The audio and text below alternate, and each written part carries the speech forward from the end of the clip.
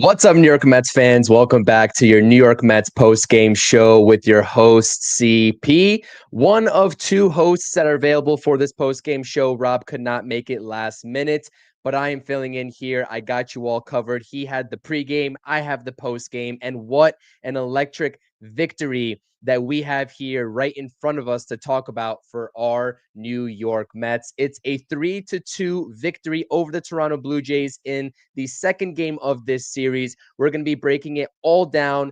3 wins in a row for the New York Mets, as we were talking about in a very great Major League. If you haven't seen that movie, it's a great movie reference.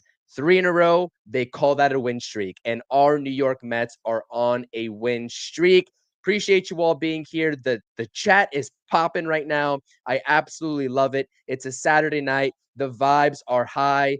This Mets team is rolling right now. The City Connects. I know that the Mets struggled with the City Connects on last season, but you know what? They get the job done. And we're going to be talking about the box score, Jesse Winker. I mean, can we talk about Jesse Winker here for just a second? Well, you know what? I will. But shout out to the chat. Shout out to the chat. You all are fantastic. Now, I see a lot of people saying we're going to be spamming the W's. And you know what? Yes, we are. For those of you all who are accustomed to this Mets post-game show here with me and Rob, you know that after each and every victory, we spam those W's. Mets fans in the live chat, spam those W's. Let's go. 3 in a row. Mets win.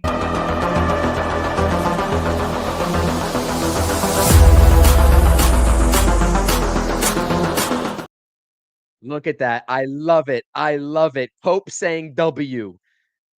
W, W, W, W, W. I love it. Chat, let's keep it rolling.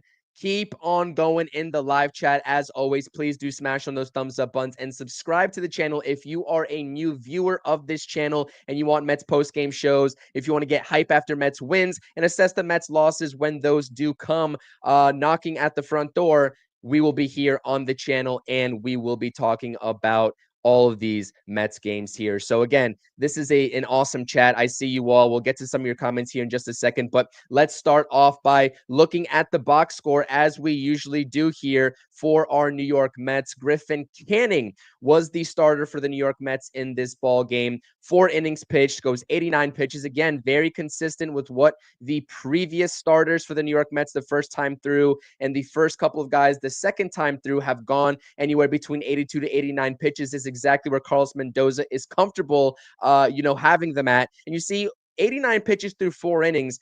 It was not really so much of an efficient start for Griffin Canning as he had against a very tough Astros lineup in his very first start as a New York Met. He gives up 1 earned run, and that was in part due to him, putting on the first 2 batters in that 5th inning and handing it off to Jose Butto, and Jose Butto surrenders an RBI base hit to Vladdy Guerrero Jr. and is able to escape that jam without any further problems after that. So the sole, earned run goes against Griffin Canning. 3 walks. The walks were a little bit of an issue, especially towards the bottom of the lineup. Bo Bichette and Rodin, their 9-hole hitter, they had themselves a day for the Blue Jays lineup. That was a perfect 9 leadoff guy, 9-1 combination there, and they were getting on base to set, or at least try to set up the rest of the Blue Jays lineup. So you got to tip your caps to them. But also 6 strikeouts for Griffin Canning. You take a look at his Savant page. He was sticking to the game plan of what he was sticking to in spring training. And also in his first start, you heard Gary, Keith, and Ron assessing, exactly what Griffin Canning has been doing and what the pattern has been for Griffin Canning here early on in this season. And the New York Mets clearly have identified a pitch or, a variety of pitches that work for Griffin Canning, who used to be a predominant 4-seam fastball type of guy. He throws 92 to 93, nothing overpowering. So the answer in terms of getting a little bit more success, because he had such an abysmal season last season in an Angels uniform, was for him to throw a lot more changeups and sliders alongside that 4-seam fastball and really start to utilize, the entirety of that arsenal. I believe he threw 3 more sliders than he did fastballs. I think it was like 33 to 30 in comparison to those 2 pitches. And then the changeup was also very plentiful in the mid-20s, if I'm looking correctly at his game log tonight in or on his Baseball Savant page. So again, it wasn't an overly impressive start, but the conditions at Citi Field as well. Shout out to all those fans that were in attendance, in Queens tonight, because that was some pretty brutal weather in terms of the rain, the mist. You got a little bit of cold there. You saw Steve Gelbs in the broadcast, kind of going back on his word in terms of how the conditions were actually appearing over there. Shout out to everybody that was packing the stadium on a Saturday night. The vibes were electric. Again, the first game in the City Connect uniforms, those awesome purple uniforms that the Mets are rocking now ever since last season, and they get the job done. Griffin Canning, again, he wasn't efficient. He only was able to go 4 innings. I know a lot of, Mets fans are accustomed to seeing this rotation not being able to get into the 5th or 6th innings. And that's still going to take a little bit of time to materialize, right? But I think that, especially with what we've seen so far in this season, as well as in this game, because we have to talk about the bullpen, whether you're talking about Buto coming in a jam, first and second, nobody out, that he inherited from Griffin Canning, or whether you're talking about Huascar Brazaban, who goes multiple innings yet again scoreless for the New York Mets. Edwin Diaz had a crucial situation there. It was second and third with 2 outs. He was able to escape that jam and strike out Andres Jimenez for that 3rd out. It was just overall great pitching, and the bullpen really picked up where Griffin Canning left off, and he wasn't able to get into this game in terms of longevity. But this is what Carlos Mendoza has to love about this team. And he has to, thank David Stearns for giving him the most weapons possible in that bullpen. And the fact that Huascar Brazaban is off to this great of a start in this season, and him being that fringe roster guy that we've always been talking about here in the early goings of the season, knowing that he has the electric stuff, the electric fastball, the movement on all of his off-speed pitches. He just needs to hone in on that command. This is the version of Huascar Brazaban, and why David Stearns went out there last trade deadline and acquired him after he had a hell of a start, a hell of a first half in a Miami Marlins uniform. So listen, in terms of the pitching of it all, the Mets rotation for the most part and the bullpen for the most part has been up to the task in this season. It's really about the consistency of the offense, in which we'll get to here in just a second. And I do realize that I messed up completely in terms of the typo here, the winning pitchers, the losing pitchers, and the closer. This is the template from the Miami Marlins game. I'm not going to even bother to change it now that we're rolling on this post game. So it would take me like 2 minutes to change. I don't really know if I want to do that, but I do want to go ahead and read some of your comments here, because I can only imagine, right? Again, I wasn't even sure I was going to do this post game, so please do forgive the typo there in the white text in that green box with the pictures. We all make mistakes. It wouldn't be a Mets post game show with myself nor Rob without typos. But what's important here is the box score, which is updated. And what's important is the look ahead in terms of what we have going for us next game, which is going to be tomorrow at 1:40 Eastern Standard Time, Sunday, April 6th, Game 3, the finale of this series, as the New York Mets are looking for the sweep. So yeah, let's get into some of the comments here. And this is a great comment here from El Good. Bassett must be absolutely pissed, because Chris Bassett, as we talked about yesterday in the post game, if you didn't tune into that, make sure to go ahead and click on that link after you watch this. We assessed the 5-0 victory, but Chris Bassett, we know exactly who he is as a pitcher, being that he is a former New York Met. We know the arsenal that he possesses. He's a 6 or 7, pitch mix type of guy. It's very hard to get a feel for Chris Bassett.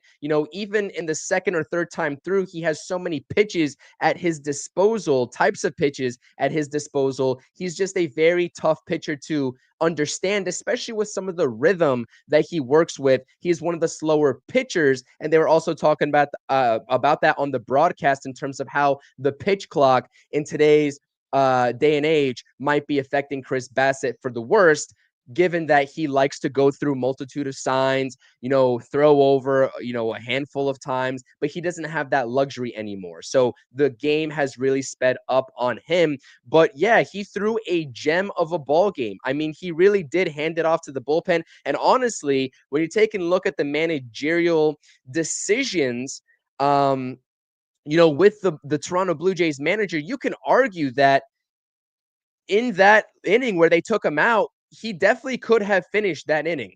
Honestly, with the way that he was going, he definitely could have finished that inning. And I'm sure the Mets lineup was very glad that he was out of that ball game because they simply just couldn't figure him out.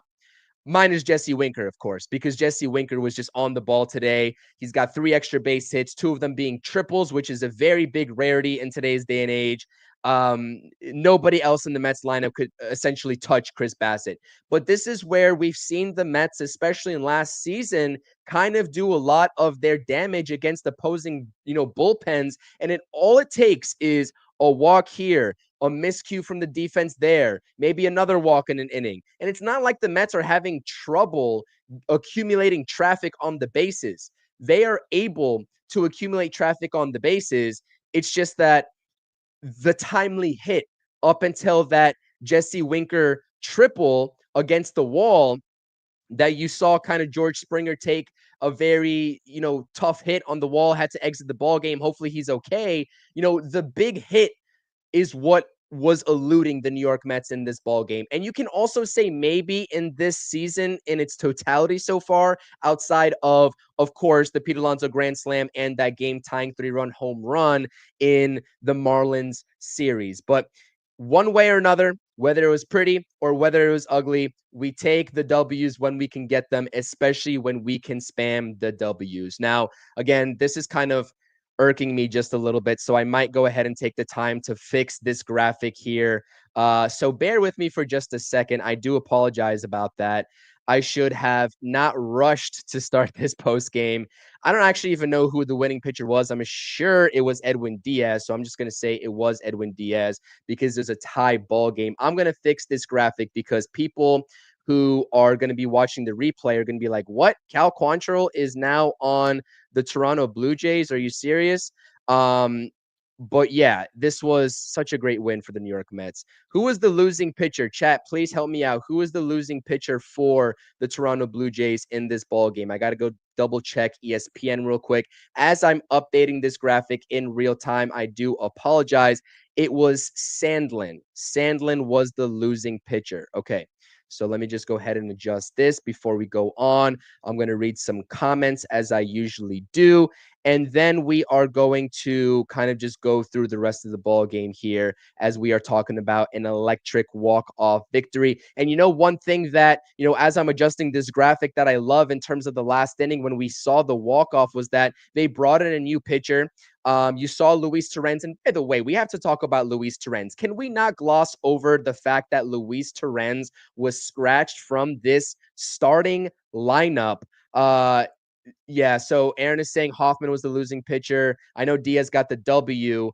Let's see here. I think ESPN is saying it's Sandlin. So anyways, this is just kind of me being a little bit just, I don't know, on point, trying to be on point as possible and trying to get the graphic right. So I don't really care who the losing pitcher was. All that matters is that Edwin Diaz gets the win, and he was also the last pitcher to appear for the New York Mets. So we're going to change out this graphic to this right here. Okay. Sorry about that. I'm sorry to interrupt the flow of this post game, but let's talk about Luis Torrens because in the beginning of this ball game, you see the box score here. Luis Torrens is not in this box score because he was not the starting catcher for the New York Mets. It was Hayden Singer. We found out very late, I guess I should say, before this game started that Luis Torrens was getting scratched as the starting catcher because he had a forearm contusion thanks to I guess a ball in the dirt that he tried to block in yesterday's ball game. And so they didn't feel like it was appropriate for him to give it a go. They were trying to give him some rest, and Hayden Sanger takes the offer in this ball game. But, a crucial situation late in the ball game when Luis Torrens is, I guess, not his spot in the order. It was Hayden Singer's spot in the order. They want to pinch hit and they want to pinch hit Marte. There's bases loaded, 2 outs at that time. And of course, we know that Marte couldn't come through. He hits a very weak dribbler to, I guess, back to the pitcher, which was Jimmy Garcia at the time for the putout, which ended the Mets half inning. But that essentially forced Hayden Singer out of the ball game, and you needed Luis Torrens to go in there and catch because the Mets are only carrying two catchers. So this is the thing. It's just like how tough are major league catchers that they get scratched with a forearm contusion, but they're still available to go into the ball game. And let alone that, his spot in the order comes back around again in the ninth inning, and he doesn't just move the runner over. They're talking about, if Jose Siri or Brett Beatty get on in that last inning, then maybe we go ahead and see a sacrifice bunt if Luis Torrens can't fully swing the bat. No, no, no, no, no. Luis Torrens said, listen, guys, I'm a tough dude. I'm a catcher. I've been getting beat up ever since spring training. I'm going to go ahead and dump a single into left field to make it first and third with only one out, which forced the Toronto Blue Jays manager's hand in terms of making that pitching change. And again, the most underrated aspect, and this is what I like to see from the Mets lineup. And everybody that says that they don't like first pitch swinging, I understand why. But you take a look at a new pitcher coming into the ball game, a very tough situation, being first and third, getting thrown into that situation is kind of unfair. They're going to want to get ahead in the count very early. So I'm pretty sure that Lindor was guessing fastball, something straight in terms of the movement in that first pitch in his last at bat for the walk-off sac fly. And he was correct and ended up getting the job done. It wasn't going to take much to get the job done because you know that you have a very speedy runner on third base in Jose Siri, but he got it just deep enough to center field, right center field, and it's a walk-off victory. And I like that aggressiveness from Francisco Lindor. He also starts the game off with a double, I believe. I kind of caught a little bit into the game. I was a little bit late getting back home, so I caught the second inning and beyond. But you know what? Again, Francisco Lindor has had objectively a struggle-filled start so far at the plate. That's we're starting to see a little bit more of competitive at bats from Francisco Lindor, especially early on in the ball game, and he comes through in the proper manner in the ninth inning to produce that walk off. So it's situational. Like I said, some people don't like the Mets hitter swinging first pitch. I mean, Jesse Winker has been a culprit of that multiple times so far this season, and it really hasn't worked out for him. And we're seeing kind of this different approach. But when you have a new pitcher in the ball game, kind of, I guess, attacking them early and knowing that they're going to try to get that strike over for an 0-1 count in their favor, that's the best time to swing the bat because that might be the best pitch that you have to hit. Now, let alone the fact that you have Juan Soto looming on deck, and the pitcher definitely wants to pitch to Francisco Lindor over Juan Soto. No disrespect to Francisco Lindor, but I think that if you ask most pitchers in this league who would they rather face, Francisco Lindor or Juan Soto with the game on the line, they're going to probably take their chances with facing Francisco Lindor. And the fact that the Mets have that option of 1-2, and kind of imposing that on the opposition is such a blessing. And we're going to see the advantage of that all season long. And we saw the advantage of that in this game right here. So, I know Starling Marte wasn't really a contributor in this game, but this is how I'm feeling on the post-game show. This is how I'm strolling into the post-game show. The Mets win, baby. The Mets win. And guess what? Mark Vientos heard all of you all. He heard all of you all. He's struggling. He knows it from the plate. But he goes up there. He took it personally. I know that he struck out a handful of times. I believe he struck out actually 3 times, but he does get a base hit. He does get a base hit in this game, which had to feel good for him in terms of breaking that ice. I mean, you're talking about a hitter that had a tremendous season last season in his first full season as a New York Met as an everyday starter. And he's off to a very struggle-filled start with the bat. Had a couple of defensive miscues, in the Marlins series. And so for him to see that ball go into left center field for a single, I get it. It was his lone hit of the ball game. He doesn't eventually come around to score, but that's got to feel good for him. Same thing with Brett Beatty. I mean, they both get base knocks in this ball game, and you see the plethora of strikeouts. I mean, Pete Alonso struck out 3 times there, right? Vientos struck out 3 times. Beatty with the 2 looking strikeouts early in the ball game. And after that second look, strikeout looking from Brett Beatty, I was like, what are we doing with this Brett Beatty experiment? But you know what? He comes back in his third at bat, and gets down 0-2, and all of a sudden us Mets fans, probably whether you're at the stadium or watching it from home, and you're like, oh boy, here we go again. Another pitcher's count to Brett Beatty. Is he going to swing striking out, or is he going to actually look for the third strikeout of the ball game? But he actually dumps a base hit to right field. And again, it's the little things like that where one of these base hits could be the start of something bigger. And I think that I'm speaking more towards Mark Vientos in this light than Brett Beatty, given that Brett Beatty's platooning and may not have the opportunity to start tomorrow, whether, Luis Angel Acuna is playing or not. But at the very minimum, now that we get to talk about a W, hopefully we get to see some of these guys in the bottom of the order start to gain their confidence back. And I think that definitely starts with a guy like Mark Vientos for sure. And then whoever's playing and manning second base for the New York Mets, whether it's Acuna, who hasn't been swinging good at bat either, or Brett Beatty. I think we're just waiting for one of those guys to take off. And now we're kind of approaching that tail end where McNeil's taking batting practice. He's going to be back soon, and he's presumably going to be the everyday starter at second base when he comes back. So I saw it up in the chat here, a couple of minutes ago, talking about, the runners in scoring position success or lack thereof for the New York Mets. And that was a very, very, very blatant showing again by the New York Mets. I mean, thank you to Jesse Winker for finally getting a base hit with runners in scoring position. It was a clutch hit with 2 outs. Again, we're talking about that pulled baseball. He got a hanger, I believe, and he just ripped it. I thought that baseball was out, but again, with the weather conditions, that ball didn't leave the yard, and George Springer made a very valiant effort to catch that ball, crash into the wall. And the Blue Jays were really fortunate, as the broadcast was saying, that George Springer had it within him to get up after getting knocked down in order to throw that baseball in. Because at that point, by the time the center field gets there to back George Springer up, you're talking about an inside the park home run for Jesse Winker, whereas he was just limited to that triple, and then the Mets end the inning there shortly after that. But yeah, that was a very clutch hit. But in total, runners in scoring position, that situation has plagued the New York Mets offense thus far. I believe they were 1 of 12 in this ball game with runners in scoring position. I mean, that definitely has to change.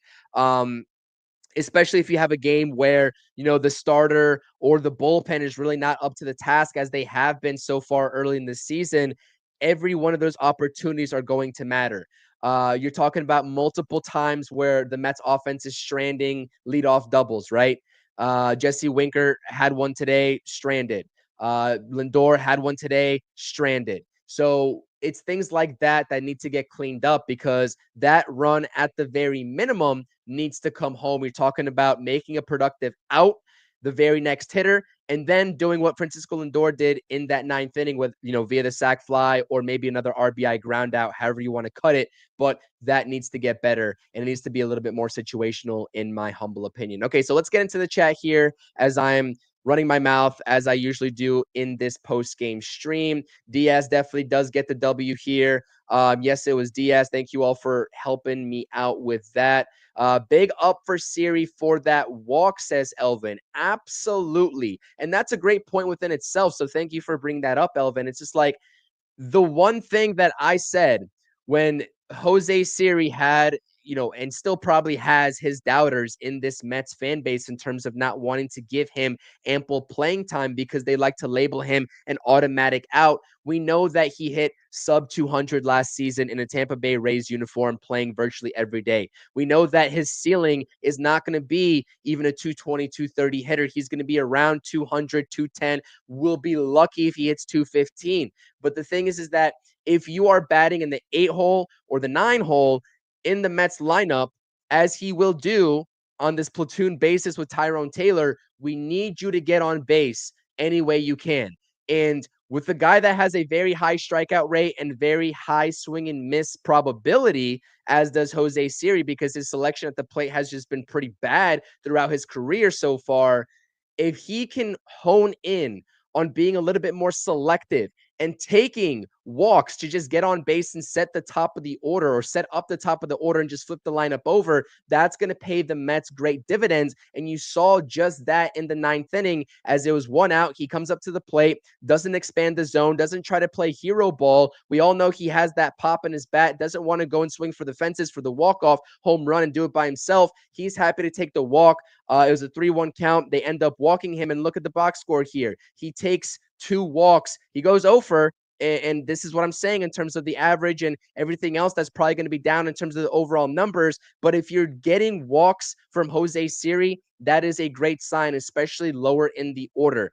All you need to do is just get right back to the top of the order and let them get the job done. And that's something that we saw, way back when Javi Baez was a New York Met. He came in with the worst play discipline. Everyone knew that he was going to swing at virtually anything and everything while he was up there at the plate. And something magically just changed with Javi Baez in his very short stint in that half a season. And he all of a sudden started taking walks. He was selective. He got on base for the rest of the guys. If that situation can kind of duplicate itself for Jose Siri, I think the Mets bottom of the order, once they start hitting just a little bit more, I think it's going to pay very great dividends for the length and the balance of this lineup when you're taking a look at the difference between the top 5 or top 6 versus the bottom 3. And so big shout out, as Elvin said in the chat, to Jose Siri talking about or taking those walks. 100%.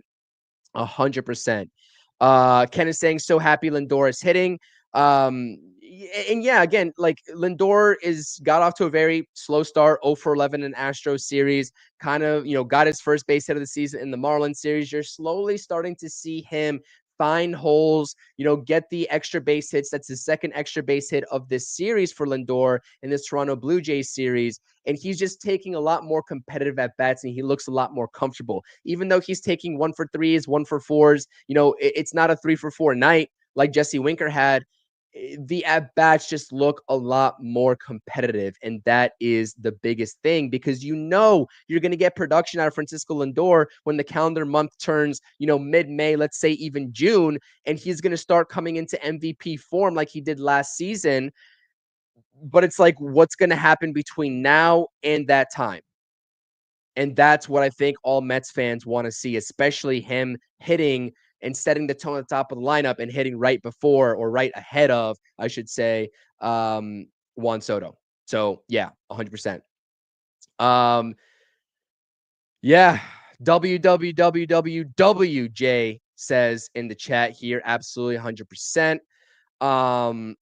Getting into some more comments here. Love reading you guys' comments. Please, as always, as we approach 29 minutes into this post-game stream, please, it does, a lot for the channel for you all to just hit the thumbs up buttons. I know those of you all who have been subscribed to this channel for quite some time now, don't forget to hit the thumbs up. And also, if you're new to the channel watching this post-game, whether you're on X, come over to the YouTube channel, subscribe, or whether you're stumbling upon this stream on YouTube for the very first time, make sure to smash that subscribe button, as we will be doing post-game and pre-game coverage all season long. And please drop those comments in the live chat. As you all see, I am propping up a lot of these comments because I want to hear from you all in terms of what you think about this walk-off victory for our New York Mets. Yes, I said the word victory, so now I had to play this little video.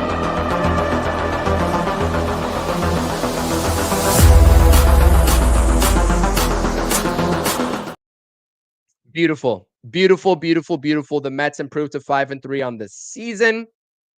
Not only is that the second or the third win in a row for the New York Mets, that's a win streak. That is also the second series victory in a row for the New York Mets. Miami Marlins is the first one. Now it's the Toronto Blue Jays after losing the Astros series 1-2 and going 1-2. And it's just good vibes, man. You see how Citi Field was rocking the past 2 nights. I mean, they were talking about the numbers in there, 37,000 people paying their way and buying tickets to this game. I think it was Juan Soto pin night at the ballpark, which is awesome. You even saw a lot of Yankees fans, and of course, Yankees fans always make their way to Citi Field naturally, but I'm sure they were also, as big of a traitor in their words as he is, also want a Juan Soto Mets pin. Funny how that works out. But yeah, let me get into some of the comments here. That was also awesome with Sharon saying Pete and his wife were expecting a baby, they announced, which is awesome. Congratulations to them. And the sign that they were putting up there, the stroller bear instead of the polar bears, the stroller bear. So that was awesome. I got a chuckle out of that.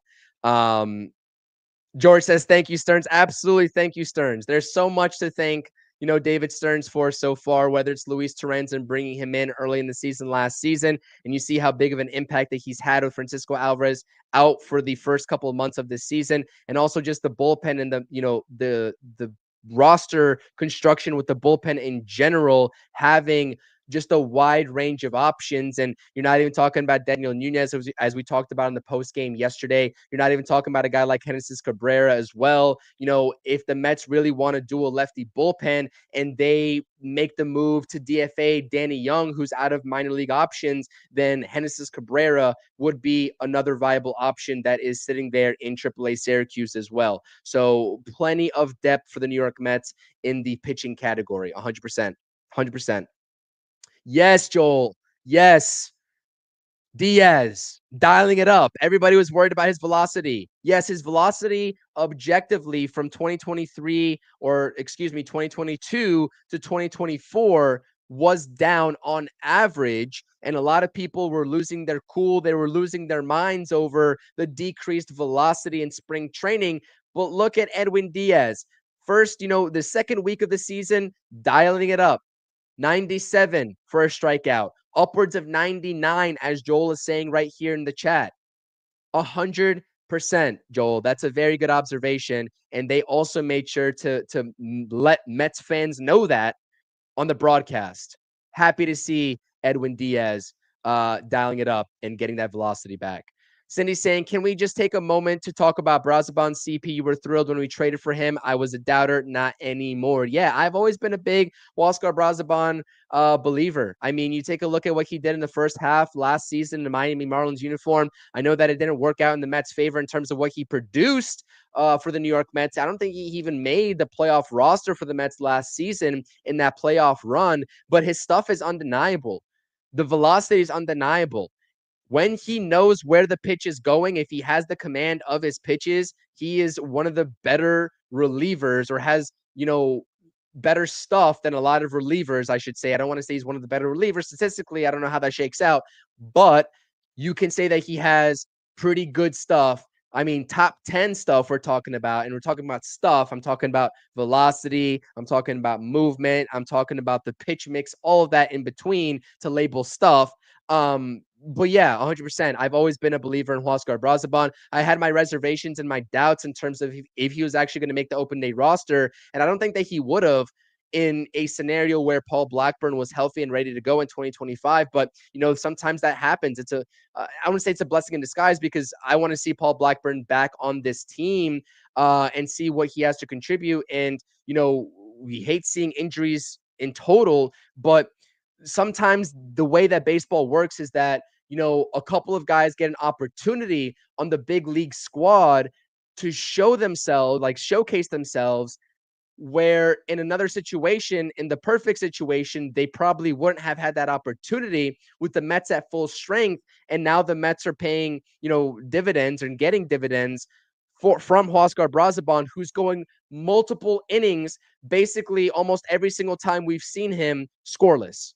And that gives Mendoza that bridge guy, whether it's Buto or whether it's Brazaban on any given situation, that gives him that bridge guy for a situation just like tonight, with Griffin Canning only able to go 4 innings, right? Before getting pulled and getting into that situation where he had first and second, nobody out, with Vladimir Guerrero Jr. coming up in that 5th inning. So yeah, 100%, Cindy. I think that Brazaban is just getting started. I think that, maybe, I don't know who he was working with, in this coaching staff for the Mets, the pitching coaching staff, but whoever he was working with, whatever he was doing, he's got control of his pitches for now. And that's always subject to change, especially with guys throwing that hard with that much movement. But, I think we're just starting to see him hit his peak.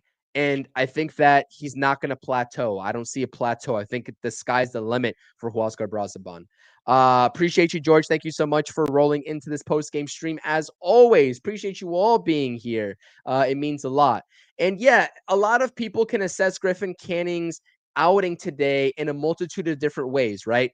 You take a look at the length, 4 innings pitch. A lot of people probably don't like that, but he kept the Mets in the ball game. No, it wasn't for the 5 innings that we usually want to see out of a Mets starting pitcher, but keeping the Mets in the ball game, keeping the Blue Jays hitters off balance with the changeup and slider combinations, kind of surprising them with a sneak attack with his fastball on certain counts. It was good to see. And I was actually very impressed, and I still am impressed with the totality of the first 2 starts and what we've seen Griffin Canning produce here in his Mets tenure this season. So I will say that. It was a good outing. It was a good outing. It just wasn't the most efficient outing for him to go deep into the ball game, is how we can assess that. And Ken is saying Canning had 0 runs to work with, which is very hard on the pitcher when he is pitching in a very tight ball game. Even 1 run probably would have done a lot of justice for him. Maybe being a little bit more calm, and you're talking about maybe a situation where he doesn't walk the 9 batter and kind of draw some of those innings, and maybe he's able to go 4 2/3 or maybe even 5 innings flat. But instead, we get 4 innings, and we'll take it because guess what? We're talking about a win, not a loss here. If this was a loss, then I'm sure people will be talking about, oh, Griffin Canning only went 4 innings. This is exactly why we didn't want him in this rotation. Hindsight's always 2020 is what I like to tell people, especially in baseball. Especially in baseball. Especially in baseball. We're seeing some scores around the league. Phillies lose to the Dodgers, Braves lose to the Marlins, and the Mets win. It's always a good night when you can say that. Phillies and Braves lose, and the New York Mets win 100%. 100%. W's. I love seeing the W's in the chat. It makes my day. It makes me smile. Shout out to Rule. Yeah. Yeah. And so this is like where, as I'm 37 minutes into this post game stream, like, we have to give so much credit to Jesse Winker, man. We have to give so much credit to Jesse Winker. I mean, he was really trying to be the spark plug of the New York Mets offense before they were able to get any runs on the board, thanks to, again, Jesse Winker, right? You're talking about, the first couple of at bats of the ball game, Jesse Winker hits a double, stranded, a triple with 2 outs, stranded. And he's like, you know what? Screw this. We've had multiple opportunities, couldn't get me in, couldn't get other guys in. I'm just going to do this myself. And it was almost another situation where we were talking about the Mets stranding more runners because they had runners in scoring position with less than 2 outs. And it was just, again, not very productive at bats. And then Jesse Winker comes in and saves the day. And it's just clutch hitting. Just clutch hitting. We saw Pete Alonso be very clutch in the Miami Marlins series. Now it's Jesse Winker. Who else is going to be clutch for the New York Mets? It could be a different guy tomorrow, for all we know. But that's what I like to see, because it's one thing about the New York Mets, especially in what Pete Alonso said after that victory in Miami, and all the guys said, is that the Mets are never out of any ball game. They never are. You can even, they never are. You can go back to 2022 and look at that game, especially in Philly, right? Where they had the 6-run comeback in the last inning, whatever. Starling Marte caps it off with a double off the wall. They come back and win that ball game. Fast forward to, obviously, 2023 was the outlier season. It was an abysmal season. I mean, it was a really rough time coming on here on the channel talking about the New York Mets and the trajectory that they were going down. But you take a look at 2024 as well. I mean, you're seeing a guy tomorrow, the Mets are, right? And we will be watching as well. Right-handed pitcher Bowden Francis, who is an electric pitcher, very good pitcher for the Toronto Blue Jays. And if you don't know who Bowden Francis is, take a look at last season, later on into the season, before the Mets were heading to Atlanta. They had 1 stop in Toronto. And Bowden Francis, if you don't remember, was carrying a no-hitter into the 9th inning in Toronto against the New York Mets. and it was 1-0. And I forgive me because I don't remember who started the ball game for the New York Mets on that particular day, but they threw a gem and they deserved the victory, but the offense couldn't come through. But guess who stepped up in the 9th inning? Leadoff hitter, Francisco Lindor, with one swing of the bat. After the whole entire game up until that point, 8 innings of scoreless baseball, no hit baseball for Bowden Francis, they decide to push him one more inning, complete game shutout, no hitter, and Francisco Lindor makes him pay. And then the Mets end up winning that ball game, I believe, in extra innings. So it's like the Mets are never out of it. That's the beauty of it. Now, of course, we would like to see the Mets win straight up like we did yesterday, 5-0 in a very easy ball game. But opposing bullpens have to take notice to this. I mean, look at what the Mets did to not only the Milwaukee Brewers bullpen, in that game 3 of the wild card, Devin Williams giving up that home run to Pete Alonso, but how bad an otherwise great regular season bullpen was in the Philadelphia Phillies, and how bad the New York Mets offense made that bullpen look in the NLDS. And so I'm starting to get that vibe again in 2025 that the New York Mets, opposing pitchers, the starters can maybe have their way for the first 6 innings. But if the Mets pitching can just keep the ball game close, the Mets bats on more nights than not, more often than not, I would bet that they come back and pick the pitching back up and get the job done and hold up their end of the bargain. And we're seeing that in a very small sample size here across the first 8 games of this season here in that working dynamic between the pitching and the offense. So, yeah, it's good to see. It's good to see. And it makes for electric post games, and it makes for good content. It makes for good talking points. It makes for exciting, an excited Mets fan base. It makes all of that happen. So, yeah, this too. Citi Field playoff homer. 100%. 100%. I mean, if it's one thing about the New York Mets and this fan base is that when this team is good, the fans are going to show out. The fans are going to show up to the ballpark. And they got a good team, so there's no reason for them not to. You know what I mean? But yeah, I love it. I love everything that I've seen. I know that a lot of people were pressing the panic button unnecessarily after the first series loss to the Houston Astros and how kind of that went. And I was just like, it's 3 games in the season. What are we talking about here, ladies and gentlemen? But they're playing clean baseball. Ever since that Marlins game, they're playing clean baseball, fundamental baseball, good defense. Pete Alonso, can we talk about Pete Alonso for a second? I mean, I know he goes 0 for 3, or he takes the 0 for today. Was it 0 for 3? Let's take a look at the box score here. Forgetting myself. 0 for 3, 3 strikeouts. I know that he takes the 0 for, but can you take a look at the defense that Pete Alonso has been playing so far early into the season? No throwing mishaps to second base. He's got that down. An awesome stretch to complete the double play that was turned by Vientos and Beatty. Kind of a throw, off balance throw by Brett Beatty across his body to first base, but gets it in the vicinity of Pete Alonso. And Pete Alonso, being this just like ginormous guy, is very nimble on his feet and is able to just stretch and replay review. Has it that the runner's out.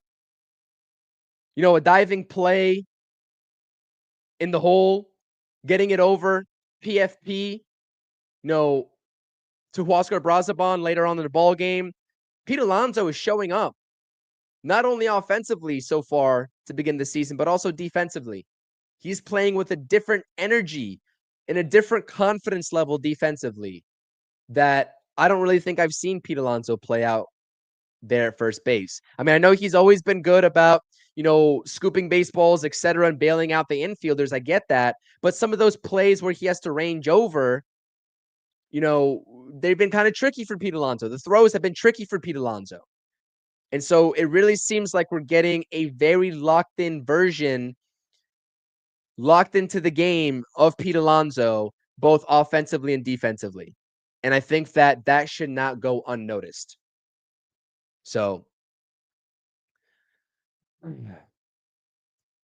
one thing about Pete that's so underrated is his durability. He doesn't really get hurt, and he's as reliable as it gets. I can't remember the last time he didn't play. Yes. I believe he went 162. He went 162 for 162 last season. I mean, that's a very rare occurrence. I mean, if you take a look at outside of the COVID season for Pete Alonso, how many games that he has played under 150, I'm struggling to think if I can even think of one. Let's take a look at that real quick, because that's a very, very good point, Cope. Like, durability matters. Like, the greatest asset is availability, and that goes for any player. Games played, 162, 154, 160, 152, 161. Yeah, so outside of the COVID season, he has never had a season in which he's played less than 150 ball games. No, I don't want to jinx him. I see a lot of people saying don't jinx him. I didn't bring it up. I'm sorry, Cope. I got to throw you under the bus here. You brought it up, not me. I'm just looking at what's in front of my screen. But and Cope is saying no such thing. Yeah, listen, man. I mean, Pete Alonso, this is sports. Things happen. I mean, things really do happen. Everything's fluid, especially injury situations. I mean, we're Mets fans at the end of the day. Let's not ignore the Mets history with injuries. So things happen all the time. But yeah, in total, we have to call a spade and understand that Pete Alonso is one of the more durable players, and what we've seen him produce in terms of the output, ever since he got into this league in 2019. So great point by Cope. That's on him, not me, by the way. I just want to make that clear. Yeah, Bassett was really good. You got to tip your cap to Chris Bassett against his former team, off balance. The home plate umpire was atrocious, by the way, for both sides. I mean, Chris Bassett was really pissed off. George Springer in a couple of bats was really pissed off. Carlos Mendoza was even, barking at, the home plate umpire. Forgive me, I don't remember his name, but he was pretty bad. But the Mets pitchers did get a lot of calls, and I'll say that it was even for both sides from the way that I assessed it without having to look at any sort of the, umpiring scorecards out there on social media. But yeah, I don't think that was a good showing from the home plate umpire. What else do we have to talk about? David Peterson versus Bowden Francis tomorrow. Hopefully, anybody actually in New York that's in the live chat right now, can we get a weather update, please? Because I thought that we're going to get rain, that is, in this series after we, came out of Miami for coming back for the home opener. I thought that the radar had rain. Are we going to get rain or not? I mean, clearly there was some rain in New York this afternoon, but the ball game got played. How's the outlook for tomorrow? I'd love to play tomorrow. I love Sunday day games. Ending the weekend right, hopefully with the Mets win. Talking about a Mets win here on the channel. So someone give me a weather update, because this is going to be a good pitching matchup. David Peterson's coming off of an impressive performance against the Miami Marlins. 9 strikeouts over 6 innings pitched. Gave the Mets length. It was an impressive performance. And Bowden Francis, like I just mentioned, he also had a very impressive first outing from what I gather in his 2025 campaign. The Mets have already seen him last season carrying a no-hitter into the 9th inning. Lost it, got the no decision. In a no-hitter, he got the no decision in a no-hitter that he carried into the 9th inning. It's crazy. But he's a very talented pitcher, and the Mets lineup is going to have their work cut out for themselves, for sure. Chance of showers. Junior, I love it. It's going to rain Vientos home runs tomorrow. Let's see it. Let's see it. We need it. Mothman says rain. Peter says cloudy. Game time's at 1:40, Cope. So hopefully, if it does rain, hopefully it's able to hold off until after the game. or hopefully there's a window of opportunity to get this ball game in, because I'm really excited to potentially be talking about the first sweep of the New York Mets season. And it would be awesome because the Toronto Blue Jays are a good team. They are a good team. They took care of business in their first 7 games. One of the series was against the Baltimore Orioles. They're a good team. They got a good lineup. So the fact that the Mets took the first 2 is a very good sign. I like that. But you have to be happy about a series win over Toronto if it ends up being a loss. Like, we'll assess it in the pregame. If it doesn't get postponed, we'll talk about it in the postgame. Win or loss, we'll be live. But yeah, you got to be happy with the series win. But now that we have the series win, of course, everybody's going to be itching for the sweep. So let's go ahead and get that sweep. Bo Bichette is a stud. Vladdy's a stud. I mean, the lineup is deep. I mean, Bo Bichette was very, struggling up until this game. And so he produces, and yeah, they were talking about on the broadcast. Very good job by Gary, Keith, and Ron, always on top of the ball in terms of, assessing even the opposing ball players for opposing teams, right? Like Bo Bichette leading the American League in hits multiple seasons in his early career. Blue Jays have to make a decision on him as he's entering free agency. Same thing with Vlad Guerrero. There's been some rumors that the Blue Jays could be a little bit close to extending Vlad Guerrero, which would be a little bit shocking to me when we talked about the deadline that they had to come to an agreement. Vladdy's saying that he would play the season out if they didn't meet that deadline. They didn't meet the deadline. And so now we're here, but apparently they're making a very big effort to get this extension done midseason, which would change the ball game and the aspect of the Mets first base situation, knowing that Pete Alonso, especially with the start that he's off to, is also going to be the premier first baseman on the market next offseason. So we'll cross that bridge when we get there, but that is what the latest rumors are in terms of the extension talks between Vlad Guerrero Jr. and the Toronto Blue Jays. So that's going to do it for me. This is the post-game show. Mets post-game show with your boy CP. Rob couldn't join me. He'll be back tomorrow. He had a last-minute obligation pop up. Happens to me all the time, and he covers. And so I want to return the favor. So this has been the Mets post-game show. You're talking about a 3-2 victory, walk-off and walk-off action. The first walk-off of this early season for the New York Mets. They did get out-hit in this game, 10-8, but the bats showed up, especially Jesse Winker. He showed up when it mattered. The Mets improved to 5-3. The Blue Jays fall to 5-4.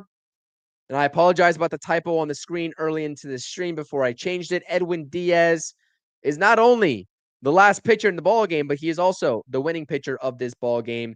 And Sandlin gets the loss for the Toronto Blue Jays. So, chat, I appreciate you all as always for being lively in the chat, supporting the channel, hitting those thumbs up buttons, subscribing to the channel. If you're new, hopefully you enjoyed the lively discussion. It's always a great time after Mets wins. Of course, we're going to be on here talking about and assessing Mets losses as well.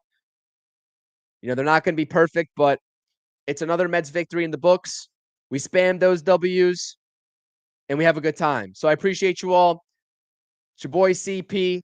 Again, thumbs up, subscribe, keep commenting. If you think of anything and want to comment again in the comment section, the regular comment section, please feel free to do so. I'll try to respond as best as possible. But if anything doesn't arise between now and tomorrow, hopefully you all have a great night given this series win. Happy Saturday night to all of you out there, and see you all tomorrow for the pregame and the postgame. Let's go Mets. Mets are going for the sweep tomorrow in Game 3 between the New York Mets and the Toronto Blue Jays. LFGM, guys. Peace.